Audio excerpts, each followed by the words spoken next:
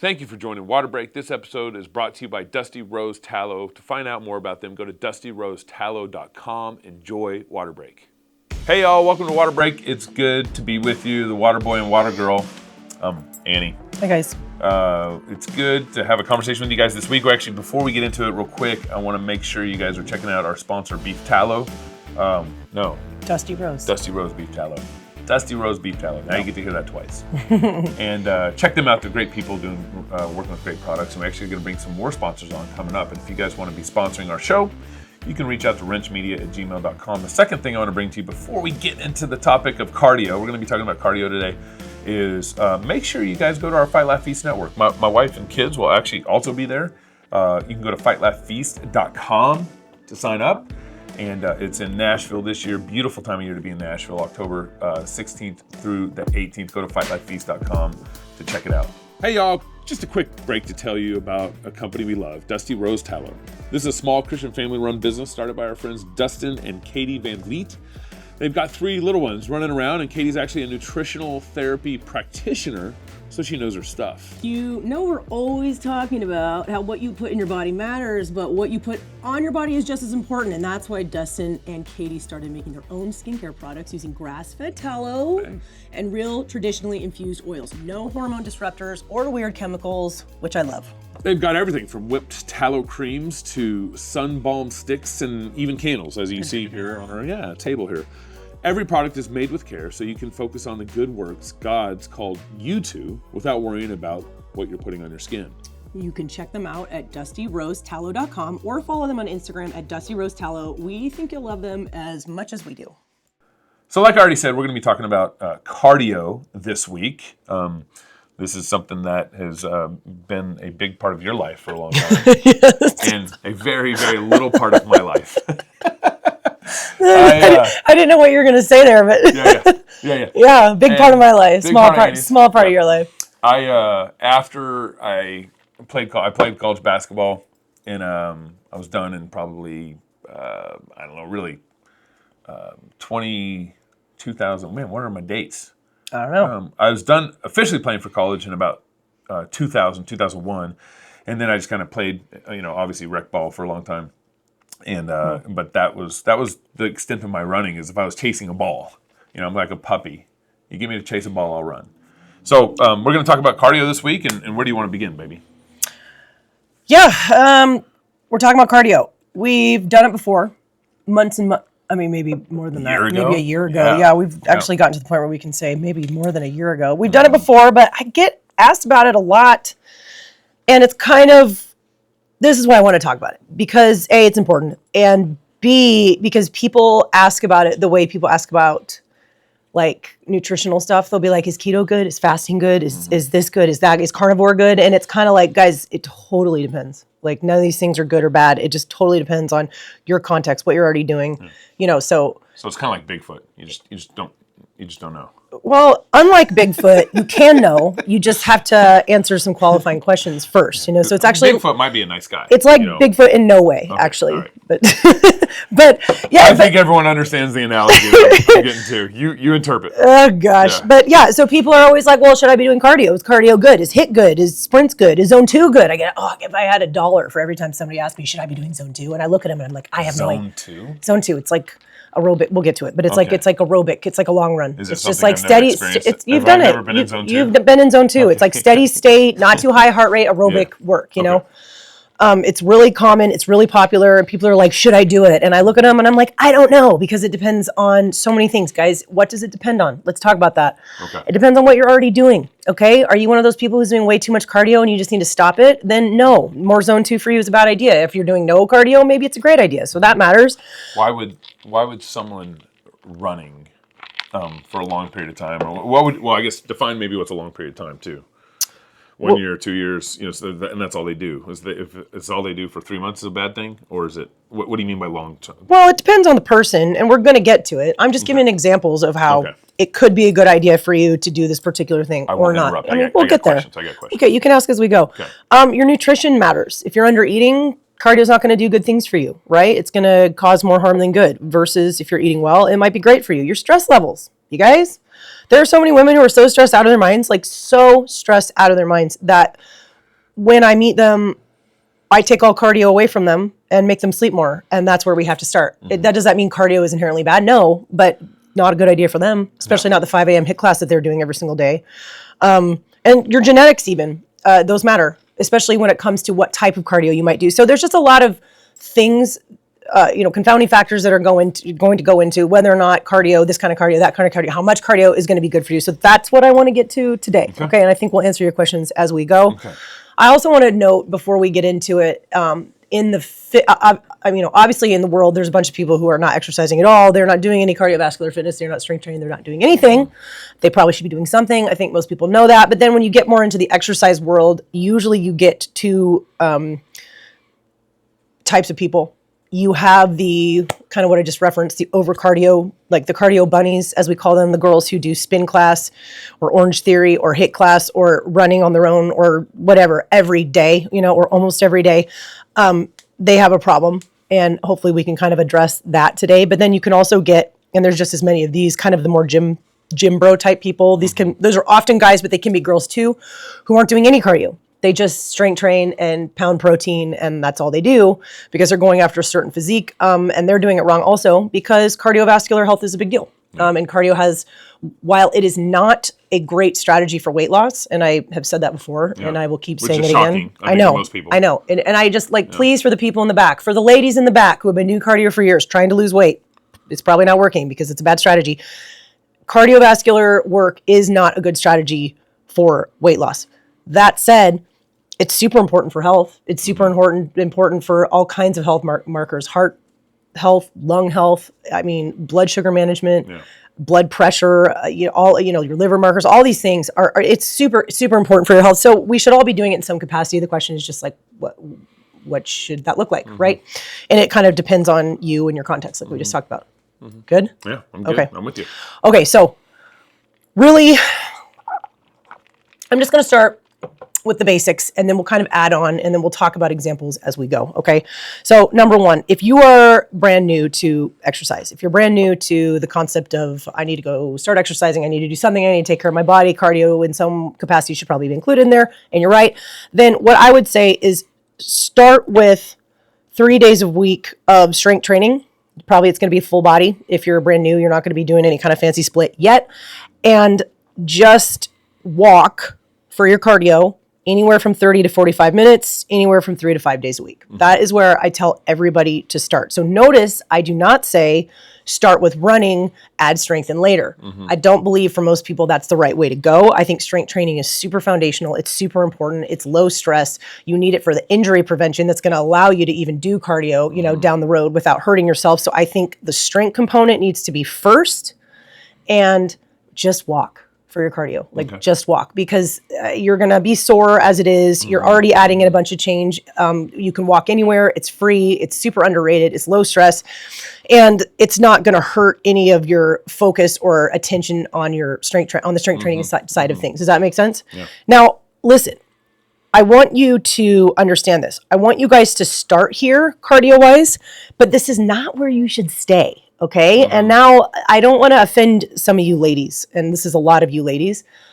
This is not good enough, in my opinion, on the cardio side of things. It is where you should start, but it isn't where you should stay. And there are a ton of you ladies out there who either do some amount of strength training, good on you if you're doing that, and you just walk and that's it, right? Or you don't even strength train and all you do is walk. It is not enough. It is not enough. It's movement. It's getting your steps in. It's good to be outside in nature. It's de-stressing. Yeah, get your heart rate up a little bit. I don't want to take away from walking. I'm a huge fan of walking. Yeah. But you need more than that for your health, for your lungs, for your heart, for all these different metrics. And you can do more than that. And we're going to talk about that as we layer the steps on. So if that's you and you've established those habits, that's really good. But that's not where you should stay. Yeah. Okay? It's just like a good starting point. Okay? So 3 days a week, maybe more if you're really getting after it in the gym, but a solid 3 days a week. Core work should be included, and just walking 30 to 45 minutes, anywhere from 3 to 5 days a week. You could probably argue that you could walk every day. You probably could if you really, really like it and you're doing well and you're feeling good. But that's step one. We're not going to stay there. So right now, I'm lifting weights 3 days a week, and then I'm running 1 day a week. Yeah. And I might get in maybe a 5-minute jog before I leave because I'm only in the gym for a half hour, pretty tight. Yes. But that's basically what I'm doing right now. That running once a week. What is that? You're in between number 1 and number 2, what we're about to talk about, and that's perfectly fine. Running actually, even though you haven't done it in a while, your genetics, your affinity towards being a basketball player, taller, leaner, you actually run really well. Like you were made to run. What did your mile time used to be? Well, I mean, the fastest mile time, because in college, when I was playing basketball, all the guards had to run a mile in 5 minutes or 30 seconds or less. Yeah. And then all the posts, all the big guys had to run a mile, I think, under 6 minutes. Yeah, I mean, that's pretty still pretty fast. That's pretty even fast. for the big guys. That's pretty fast for a non-track athlete. For a dude just to be able to go run a 5:30, that's pretty fast. I got to 5:12, I think it was my I believe that you did. Yeah, no, you actually are. My point guard, he was a skinny black dude. And he got it under 5 minutes, and he ended like Liv, our daughter, when she ends a mile race. Didn't look very tired. She just like one breath, and then she's back to normal. Bounces away. It's infuriating. He was barely phased, and I was like wanting to throw up. Yeah, that's genetics for you. But no, all I have to say, you actually are. I think actually, you like if you wanted to have been a runner, you probably could have been. You don't have the mental desire to go do that, but you have the genetics. You have the genetic, and that's true of a lot of basketball players. They're lean. Yeah. Basketball's a running sport. You run and you run and you run. If you're a guard, you're running constantly. At least you should be, right? 94 feet. And that's I know but I'm just saying. Yeah. So one of the reasons that you've been able to run so early, even when you're not in great condition yet, is that your body handles it pretty well. Yeah. If you had a totally different build, if you were built like a linebacker. Or you're just like really big, really heavy, I would not have you running yet. And you would not want to. It would feel really bad. You'd probably mess your knees up, and it would just be so stressful to your body. So this is a good example of some of my first points. Genetics matter. Body type matters. So one of the things to shake up, because I don't like just running the same pace for 20 minutes. So I'll do it. And then one day I was traveling, last week, I can't even remember now. I traveled too much, but I was on the hotel treadmill. And I would run as fast as the treadmill would let me go for 60 seconds and then walk for 30 or 60 seconds, can't remember. And then I'd run for 60 seconds and then run. And I did that for about 20 minutes. Yeah, well. What does that mean, or what is that? I liked it. It actually was funner for me. That's interval, that's high intensity interval training, and there's nothing wrong with it. Yeah. We'll get to that. You'd probably do better, actually, unless you're training for something specific. Unless like 60 seconds, what is that? Like a 400, probably if you're running fast, like a high school girl would run maybe a 60-second 400, for example. Okay. So if you're training for something specific, like I want to win at the 400, you're going to be training at that pace. Yeah. If you're just training for general fitness, then I would actually, I would polarize it a little more specifically. I would sprint either faster and shorter or go VO2 a little bit longer. And we're going to get to those things and we'll talk about what those are. But the idea of interval, rest, intensity is perfectly fine. Yeah.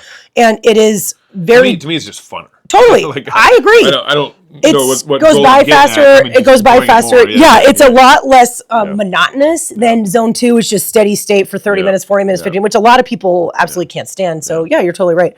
So no, that's all good. And we'll kind of get to some of that as we go. So point 1, when you're starting out, weights first, okay? And then while you're doing that beginning, that very painful, I'm sore no matter what I do, trying to form new habits, learning how to squat, all that stuff, just walk. That's good enough. It's a great place to start, okay? But it's not where we stay, okay? Next step. This is where I would tell most people, and granted, there is always exceptions, okay? So don't freak out if you're an exception.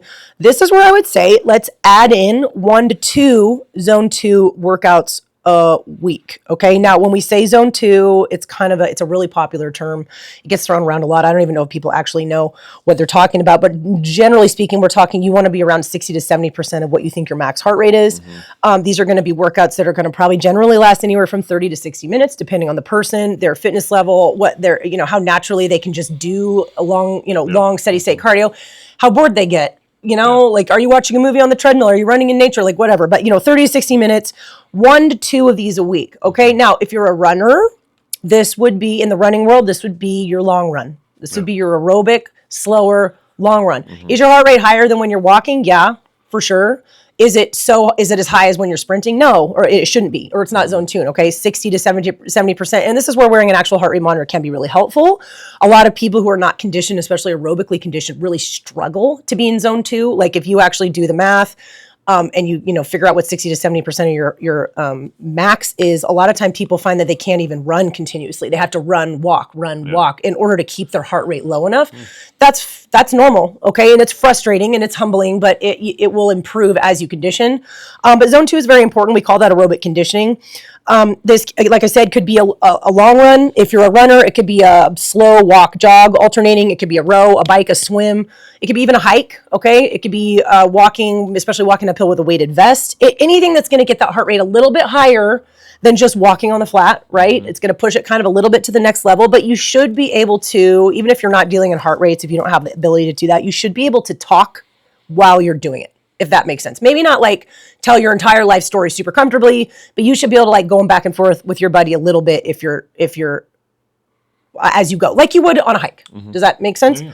That's zone 2. Okay, now we're going to pause and give zone 2 a little bit of extra attention because this spot right here is where all the cardio bunnies come camp out and never leave. Okay? Yeah. And notice I said 1 to 2 of these a week, not 5. Okay? This is a huge problem. Cardio bunnies. I mean, that's what they are. They go up to the cardio loft and they never come down. They just look at people lifting weights. They won't touch the rubber floor of the weight. Yeah. You do not need more than 1 to 2 of these types of workouts per week. You do not need it unless you are just a born endurance athlete who loves it.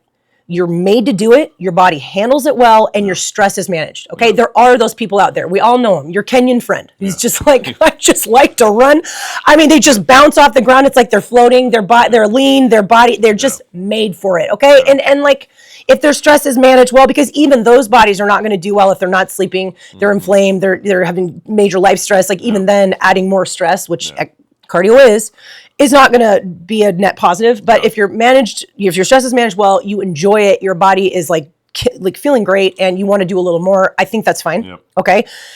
Not if it is at the expense of strength training. I will add that in. A lot of those people are really bad about not strength training. Most of the time, though, it's not because they don't have the time. It's just because they refuse to do it. So you could probably figure out a way to do both. But just make sure you're keeping the strength training piece. If that's you, okay, you could probably run a little bit more steady state and get away with it. That's not most Americans. Secondly, the people who can afford or might need to do more zone 2 would be if you're training for something, right? If you're training for a half marathon, you're training for a full marathon, you need those miles. You do. Now, there's even disagreement there, not disagreement, but different theories with different coaches. And it probably breaks down to what kind of body, the runner has. Some people do better with tons of mileage. 6 miles, next day 7 miles, next day 10 miles, next day 4 miles, next day speed work, rest, like that kind of like just high mileage. Some bodies do well with that. They just need it. They like it. They do well. Other bodies, like when I was training, even when I was running distance and I was training for half marathons and marathons, I wouldn't run more than 3 to 4 times a week. Yeah. And one of those would be speed work. So I did better with less miles. I was just really strategic about it. So some of it is even just the body that you have, but really those are the only two, situations that I can think of where you would ever want to do more than 1 to 2 zone 2s a week before it actually starts doing more harm than good, bumping things that should be there, catabolizing muscle, elevating stress in an unhelpful way, making you too hungry. There's just so many things, you guys, that too much zone 2, this is your spin class, this is your poopy face run on the treadmill, this is you outside, that lady who just looks constipated, who's power walking every single day in your neighborhood. Like, it's too much. She should be doing other things, and it really can do more harm than good. It can become this sort of like vortex of stressful junk miles, and it's a huge physiological stress to the body, especially for females as they get closer to perimenopause, because our bodies are already leaning on our adrenals harder to make hormones, because our ovaries are starting to not produce them as well. So we're already a little bit more taxed on the adrenal side, and it will and I know you guys know what I'm talking about, it will give you this puffy in the middle, puffy faced, stressed out, thin-haired look that is honestly the opposite of what you're going for. And the sad thing is that when women get to this point, they think, well, I just need to cardio more. I just need to add in more. Instead of running for 1 hour, I'm going to run for 2 hours. Instead of doing, I'm just going to go more. It's the same thing that happens when people who have been ketoing too long get here. Rather than being like, okay, I've dug myself in a hole, I need to go another direction. They're like, I just got to keto harder. I got to go to carnivore. I got to go to OMAD. Like, they're just like more of it, and more is not better. Okay, so really take a step back, look at your life. If you're marathon training, you're going to have to do more of this. Arguably, is that really good for your health overall? Probably not, but it's a cool goal. You can do it for a while, and sometimes you got to do extreme things like do tons of zone 2 in order to achieve a particular goal at a particular point in time. But other than that, look at your life, you guys, and just remember all of these different things are going to fall under that kind of zone 2 category. And I'm even going to say, you guys, and this might be a little controversial, but I'm even going to put your average HIIT class, your average like Orange Theory, your average like body pump type class in this category. And that's simply because maybe at times in a class like that, your heart rate goes a little higher than 70%. But if it's a class that you are doing for 30 minutes, for 40 minutes straight, which is a pretty long time, that is by definition moderate intensity, okay? So you could lump it right in there where it's not walking, it's not sprints, it's somewhere in the middle. Maybe you hit 75, 80% here and there because you did some burpees or something, but overall, I'd put it in the same category. And so many of you, if you look at your schedule, if you look at your life schedule, maybe you're doing these things in your living room or your garage, maybe you're in a gym, it's like spin this day, hit this day, running on the treadmill this day, spin again this day, hit again. You're at phase 2 here every single day of the week, and you're wondering why you're so weight loss resistant. That's probably why. Okay. And I know it's counterintuitive, but more is not better. Okay. So 1 to 2 sessions like this a week. I let myself do 1 long run a week. That's my zone 2 long aerobic run. How many miles? I do 1. Right now I'm not training anything for anything, so I don't go over 6. Okay. And I'll tell you guys why. If I go over 6, I actually love it. I love running long distance. I think it's fun. I don't like it though because it's time consuming. Going much past that, you can get that in under an hour. Okay. And it makes me too hungry. So it's not worth it. So you found like 6 is a sweet spot. Yeah, for me. Like I can run 5 or 6. That to me is like a long run, but it's nothing. It's not like, oh gosh, I ran so far today. You know what I mean? Yeah. For me. And I come from a running background, so that might not be this case for someone else. But if I get much higher than that, it's just not worth it because I'm not training for a half marathon. I'm not training for it. There's no reason. I can't, the pros and the cons, like the negatives outweigh the positives. I don't need it. And I get so much more aerobic work in all these other places, doing a lot of other things, some of which we're about to talk about. And I just don't want to feel that hungry. It's not comfortable. Like it's really not very fun. And that's what zone 2 cardio does, is it triggers hunger so bad. So arguably, like you guys just watch out, like just 1 to 2 a week. Okay. That's enough. Okay. So that's zone 2. Yeah, that's 2. Okay. So if you're like, okay, well, I'm that person, I'm super dedicated, I'm in the gym every day, but I'm either doing HIIT or spin or some sort of body pump thing every single day. What should I see now that I need to take some of those away? What should I put in place of that on the cardio side of things? Now, a lot of you ladies are not strength training really. You're going to HIIT class and you're calling it strength training, and it's not. It's cardio with weights, okay? So number 1, back up as much as you need to in order to get to actual real heavy strength training. We're talking heavy sets, 2 to 3 minute rest between sets, actual traditional strength training. So add that in, okay? That could take you 6 months to get that figured out. Talk to me if you have any questions. I've got a great program for you if you need one. On top of that though, after you've got your 1 to 2 zone 2s a week, what do you add in? What else should you be doing, right? And this is where I would say it's time to add in sprints. And the older you get, you guys, the more important these are. And it's such a hard sell. It's so hard to get people to sprint because everybody, as we get older, that just sounds less and less appealing. Our body is getting a little stiffer, a little slower. And it's just like, oh, that sounds terrible. And also, why would I need to do that? I don't need to do that. I'm not playing sports anymore. I'm not young anymore. I don't need to sprint. I'll just walk. Yeah. I'll just do a really slow bike ride. I'll just do a really slow jog. This, you guys, this is how you get old. That mindset right there is how you get so old, because we do lose, I talk about this all the time, we lose our fast twitch muscle fibers. They just dull and they just decondition a lot faster or earlier than our slow twitch muscle fibers do, which is why you see people in endurance sports have such a much longer career, right? You can see people in their 40s and their 50s excelling at like cross-country ski, rowing, triathlon, because it's more of a fat-fueled, oxidative, slow twitch game, which is awesome. And it's cool that there's certain sports that are so, amazing that you can do as you get older, but you can mitigate some of that atrophy of fast twitch, but the only way to do that is to train them. Okay. And I just gave this, we just did a bunch of high box jumps in my one of my classes I teach today. I did them too. And I just, every time I pulled the boxes out, the really high boxes, and I say, we're going to do 3 reps, you know, we're not going to go like 50 for conditioning. We're actually jumping as high as we can. And everybody's like, no.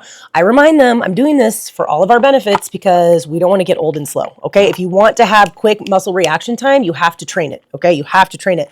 Sprinting is one of the best ways to do that. Number one, it does not have to be running. I think whenever you say sprints, people are like, I don't run, much less sprint. That sounds terrible. I'm not built for it. I've got a bad knee. And that might be true. And there's a lot of bodies where sprinting as fast as they can for 20 seconds might really be a bad idea, or might just do way more harm than good. Understandably, you can sprint. There's a lot of different ways you can sprint. An assault bike is phenomenal. It's probably one of the safest ways to do it is a stationary bike. You can row, you could battle rope, just any modality that's full body, that's going to get your heart rate up fast, that you can safely do as hard as you can. And here's the catcher, for just 20 to 30 seconds. Okay, 20 to 30 seconds. That is a true sprint. That is true max intensity, right? Yeah. When you get into the like minute, 2 minute, 3 minute, so that would be like your 400, your 600, your 800. Yeah, okay. There's nothing wrong with that. And a lot of runners train those distances and they call it speed work, and it is still as fast as you can go within that time frame, but it's not max, right? And so since I'm not talking to a track athlete necessarily, I'm just talking to general pop, and like how can we polarize and be as strategic with our cardio that we're touching all these different specific training intensities that are going to get us the most bang for our buck. Max effort sprints is where it's at. Okay. It's also actually a little easier, I would say, than running a really hard 400, because a minute is a long time.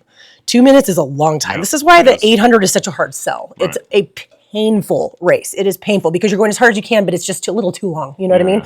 So, 20 to 30 seconds, it's not that bad. I like that idea. But one of the reasons why I probably won't touch that for like 6 months is I'll probably pull my hammy. Well, so that's because you're running. 60 seconds. That's because you're running. Yeah, right. You could get on a bike and you could do it right now. Yeah. For 20 seconds. You could get on a bike. You could do it right now. I don't like bikes. World's best client, you guys. Yes. World's best so client. Easy. So good. But you're right. You're right. You will pull a hammy. You will pull a hammy. It's like doing the 60 second. Okay, I'm running hard, but it doesn't feel like at all I'm going to come close. 100%. You have to ease in. And even running is the riskiest version of this. It really is. I do it because I love running. And I like the idea of being able, there is something functional about it. Just being like, if I had to, I could run as fast as I needed to from here to there. You know what I mean? I think it's functional. I don't know, whatever. I like that. But I have a running background. But even me, some days I'll start sprinting and I'll be like, oh, not today. Because it's either a quad or a hamstring. You can say you got to warm up well. You got to ease into it. You can't, so if you are like, okay, time to add sprints in, if you haven't already been doing zone 2 jogging, this is not what you do not start with sprints. It's a terrible idea. So you start with walking, then you jog, steady state, and then you would add sprints in. And again, you guys, a bike, a rower, they work great. They work great. I bet you even like stadium stairs could work really well. If you had a really big stadium and you just were like as fast, as hard as you could go for 30 seconds, that could work really well. Battle ropes work amazing. The ski erg would work great. So there's a ton of options, just depending on your body, your background, your preference, and what muscles you're trying not to pull. But definitely ease in. And even if it was like the first time and you were just a little worried, you could go not as hard. Just go like 80%, 85% just to see how you do. And I will tell you this also, nausea and lightheadedness after your first actual, your first set of actual, that was as hard as I could go. Very common. It's encouraged. It's normal. This is an intensity that most bodies have never touched. Right. I've never touched. If maybe you were a competitive high school athlete, maybe you remember one workout 20 years ago where you felt like that, but you have probably not touched it in adulthood ever. And what people say is you're not even supposed to be at 100% heart rate or like max heart rate. You're supposed to be above it, like pushing above your max, like absolutely maxing out, which is mentally challenging. It's a skill in and of itself, but it's only 20 to 30 seconds. It's not that bad. And then you need to rest 2 to 3 minutes. And this is how you will know that what you just did, the work set you just did, was actually max effort for you. When you get to the 3 minute mark, you should be like, I don't feel like that was long enough. That's what you should be thinking. If you are getting to 3 minutes or it's 2.5 minutes and you're like, I'm just going to go now, I promise you right now, what you just did was not max effort. And that's one of the problems. That's one of the problems that I almost want to do a show about how group fitness is ruining fitness. And that sounds terrible because I teach group fitness and I love it. But there are so many things about it, and there's just so many things like ingrained into the culture of it that are just really ruining everything for people. This whole like, I go to HIIT class, it's so hard. I go to spin class, it's so hard. Like nobody knows how to actually take their body to a max, because it's just sort of like moderate, hardish intensity up and down for 30 minutes, which is not even close. So when we're talking max effort, guys, you should be like, when that you know, let's say you're on a bike, 30 seconds is up, you should literally roll off the bike, lay on the ground. If someone tries to talk to you, you should just be like, I can't speak. I can't speak. I can't speak for a while.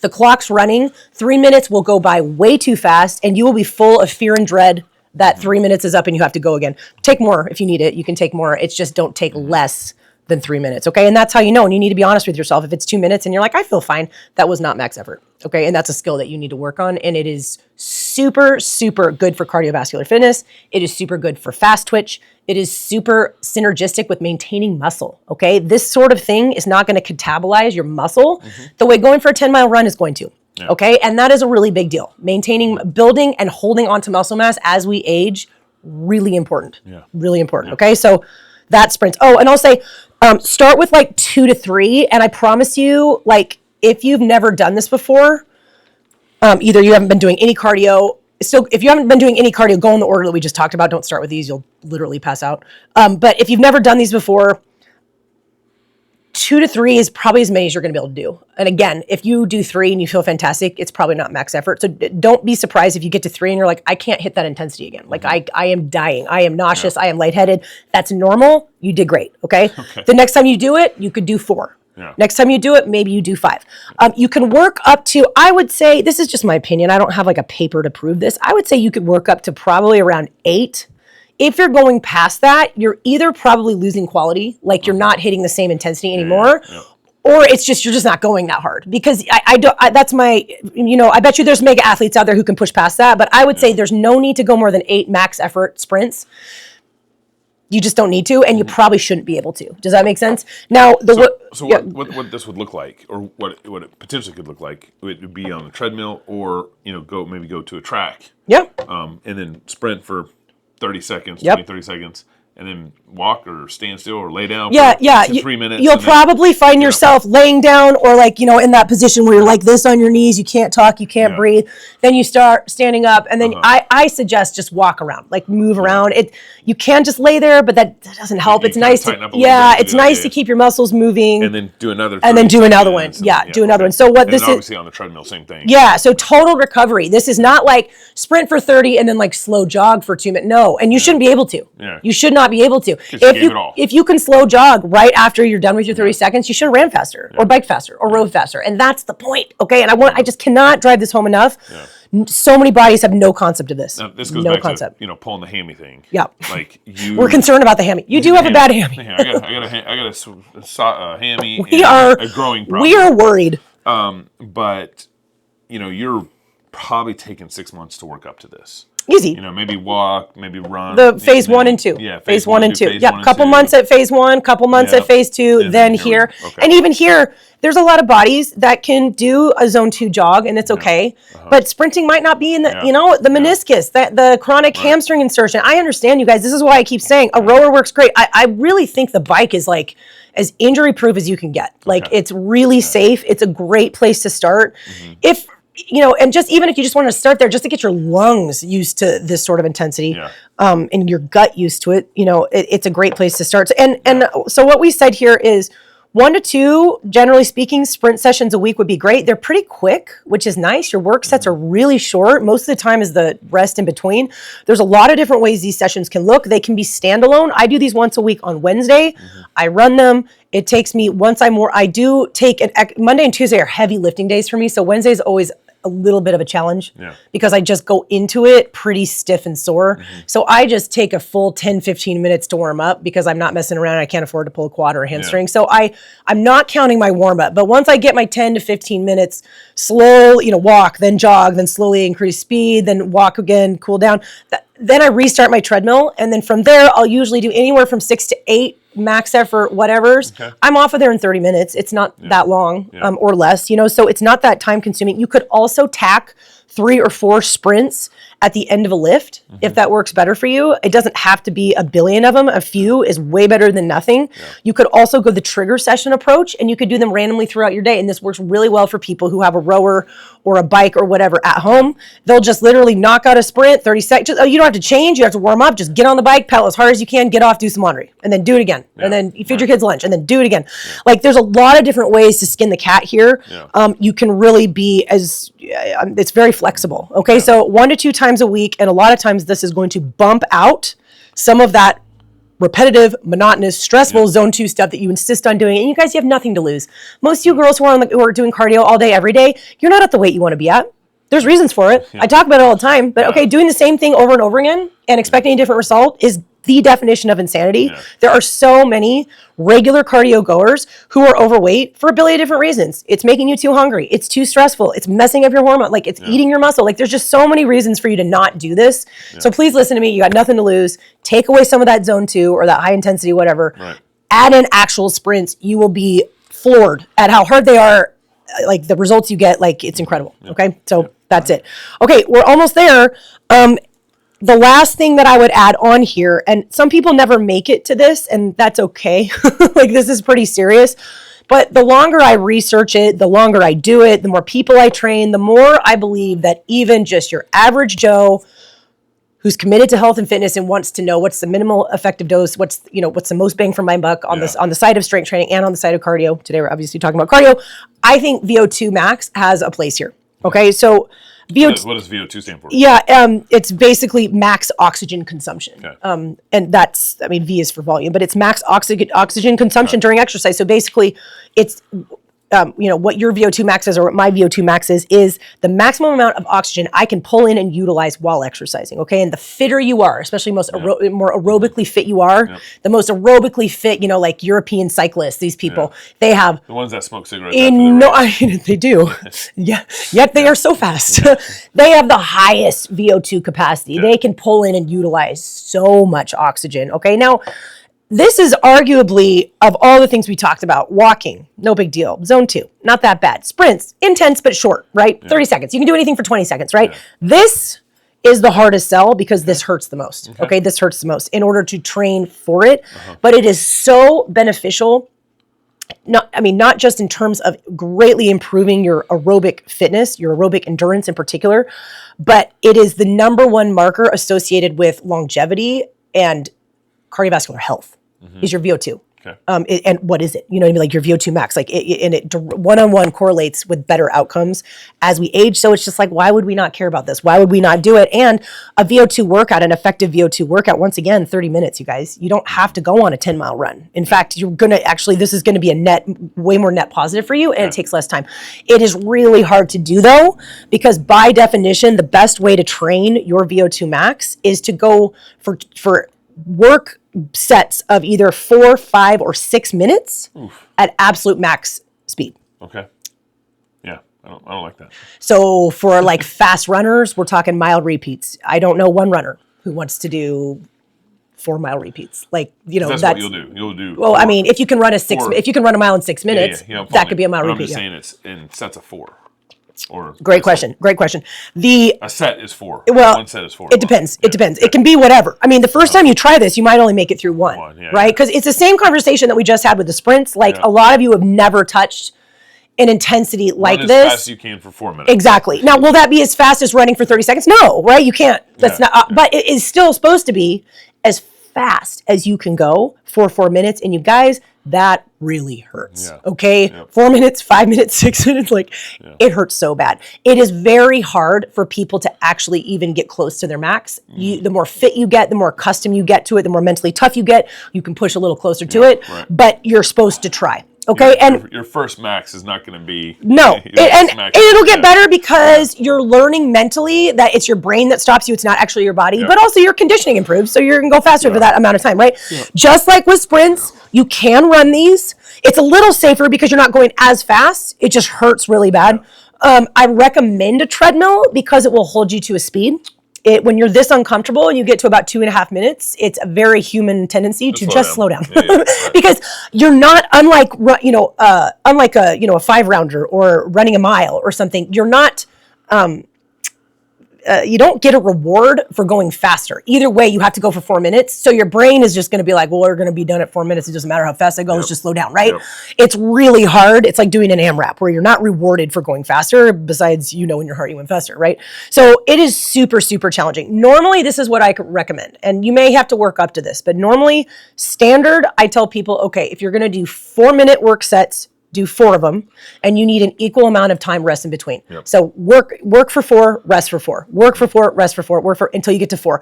That's a very famous protocol. They call it the 4x4. I think it's the Scandinavians who came up with that. They're so big into skiing, right? Cross-country skiing. So the VO2 max is huge for them, and they know what they're doing. So 4x4 is a fantastic place to start. That's usually where I recommend people start. If you're going to go 5 minutes, go 5 with a 5-minute recovery, 5, 5, 5. Do that 3 times. If you're going to do 6 minutes, do that 2 or 3 times. You could even you could go as low as 3. I think that's as low as I would possibly go. Do that 5 times, right? But whatever time you're training, you take an equal amount of rest in between. And again, just like I said with the sprints, let's say you're doing the 4x4. If you do your first one and it's a 4-minute break, because for so many of you women, like taking a 4-minute break, like if you hear that number, you'd be like, I've never rested for 4 minutes in my life. Like I rest for 30 seconds. I do HIIT class. I don't do that. That sounds like a waste of time. You should just be like, saying prayers to Jesus during that time. Okay. You should be like, I have worked so hard that 4 minutes, you're like, thank the Lord. It feels too short. It should feel too short. You should be like, oh my gosh, I can't believe I have to get back on this rower. And if you ever have even a fleeting thought, like, oh, I was ready at 3.5 minutes, you did not go hard enough. You just, this is a time to reflect on our self-honesty. Okay. And how you feel during your rest will tell you, do you feel ready for the next one? By the time you get to the last one, you need to be like, I just don't even know if I can do it. I don't know if I can do it. This might be time. I hope the rapture happens because I'm done. That's how you want to feel, okay? So we've talked about how stage 2 can be kind of very stressful for your body. Yeah. You can do it in such a way where it's too much. Too much. Yes, too much. Tighten your bones, all that stuff. Tighten your muscles. You can get kind of in a very stressful, more situation if you keep doing it. I don't mean it stress like that. Like I don't mean that. I mean like actually it sends physiological stress signals to your body. So cortisol spikes. You have blood sugar problems. You're weight loss resistant. You get fat in the middle. You've also seen that maybe older lady walking hard for a while and then it's true. Her body's tensing up. And true, but I mean she doesn't strength train. That's her problem. That's the problem. Yes. Okay, and so it seems like this VO2 max is going to do that same thing, but at a far greater level. And so you do this once a month? Yeah, that's a really good question because name me one person that is going to do this every day. There are no persons. No. I do this once a week. I tell people twice a month is enough. Once a week if your stress is managed well and you hate yourself, okay? Because talking yourself into this is awful. It's like you have to be almost a straight masochist if you're not training for something to just do it. I do it because I'm crazy, okay? I tell most people bare minimum twice a month. Yes, it is stressful, but it's a specific thing for a specific training adaptation that we do here and there. You can't do this the way people do spin class. You can't do this and do it again the next day and do it again the next day because it's too intense, right? So you're saying twice a month. Twice a month, at the most once a week, at the most. And I put these on Mondays for a reason. It's a great question. Because Sunday I rest and Monday I know I can do it. If I try to do this on a Wednesday, I would probably, every other week I'd be like, I can't. Like my brain is not there. My body can't handle this. It is the stress, how sore I am, the negatives outweigh the positives. So never go into a VO2 max workout if you're super stressed, if you haven't slept well, if you ate, just don't even try. Okay, it's not going to go well and it will be a net negative for your health. So that's a really good question, but you can't abuse this because it's too hard. Like it's just too hard. So again, you guys, number one marker linked with cardiovascular health and longevity, anyone can do it. Anyone can do it. You can do it. Rowing, biking, running, like anything that you can safely max effort do. I think stadium stairs would actually, I don't know why I'm obsessed with stadium stairs right now, but I'm always trying to think of people who don't run. Maybe they don't have access to equipment. What could they do? I think that could actually work really well and just go as hard as you can go for like 4 minutes, 5 minutes, 6 minutes, and then rest. I think that could work really well. So you've got options. Just make sure it's something you can do safely, something that agrees with your body. And that's pretty much it. And granted, if you were a weird individual, if you're training for something weird, I might suggest something different, and that's true for everything, it's true for nutrition, true for strength training. But if I'm just talking to general population, this is what I recommend. And this is not what most people are doing. You're either not doing any cardio and you need to be, okay? Because your triglycerides are up, your blood pressure's bad, you're unhealthy, and you're going to die young, okay? Or you are doing a ton of cardio and you're wasting your time and you're doing all the wrong stuff. Yeah. It's usually one or the other.